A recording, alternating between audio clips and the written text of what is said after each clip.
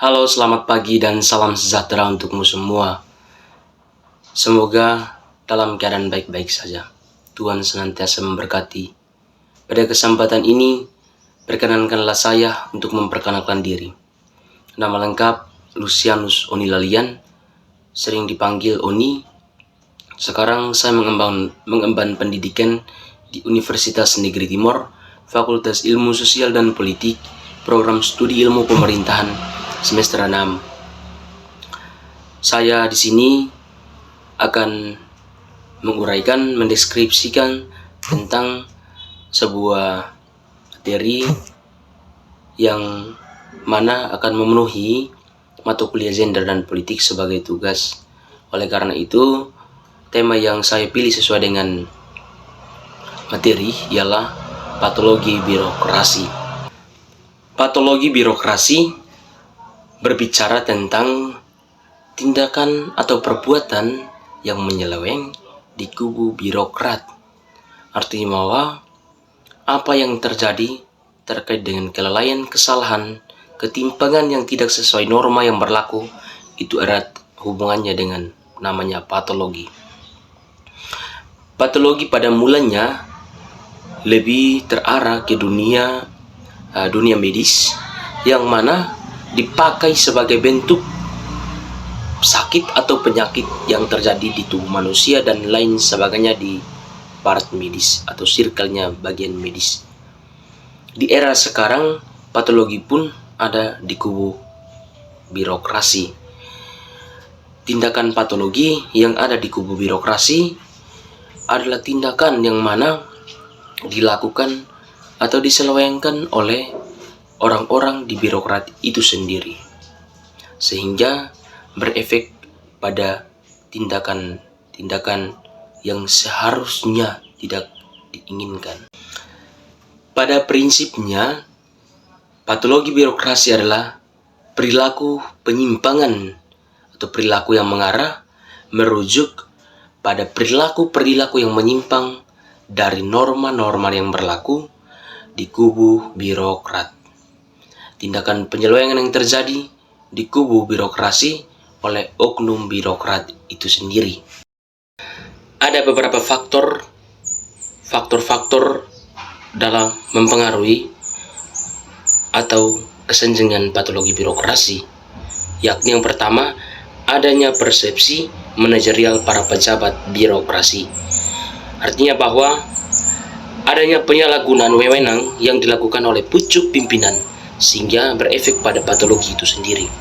Birokrasi tidak berjalan dengan baik oleh karena pimpinan sewenang-wenang saja menggunakan jabatan yang ia miliki. Yang kedua, kurang atau rendahnya pengetahuan atau keterampilan.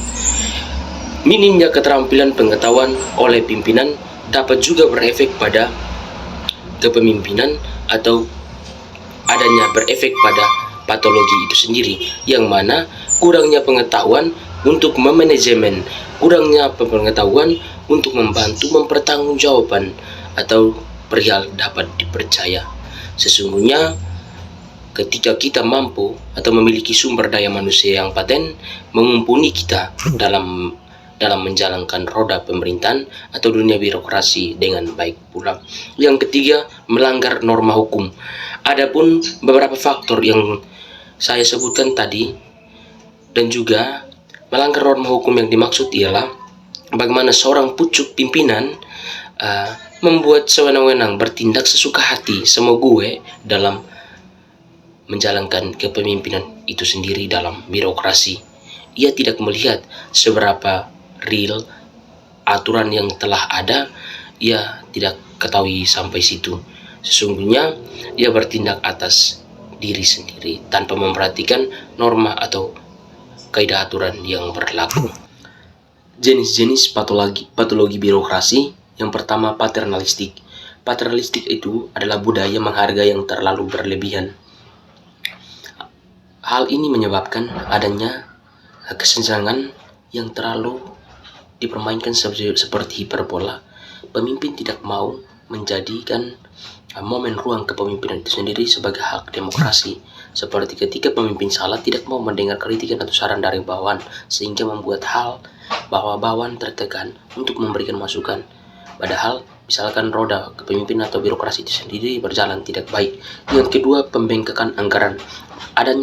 Tidak adanya transparansi yang ada di kubu sirkel birokrasi itu sendiri. Yang ketiga, fragmentasi birokrasi.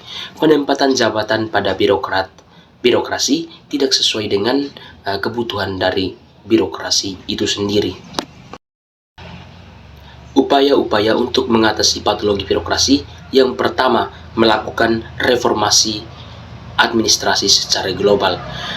Reformasi administrasi dilakukan secara global, bukan hanya terjadinya reformasi kepemimpinan, reformasi dalam hal ruang dan lingkupnya saja, melainkan sampai pada spesifikasi yang tak kelihatan.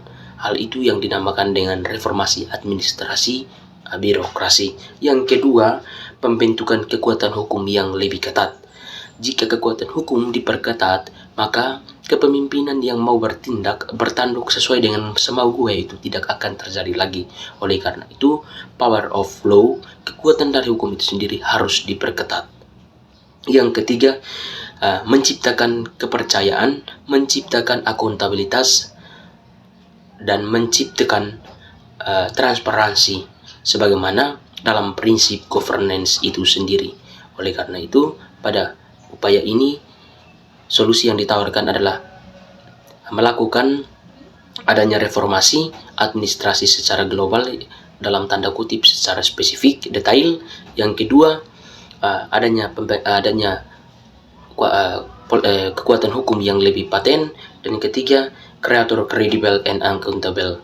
Terima kasih.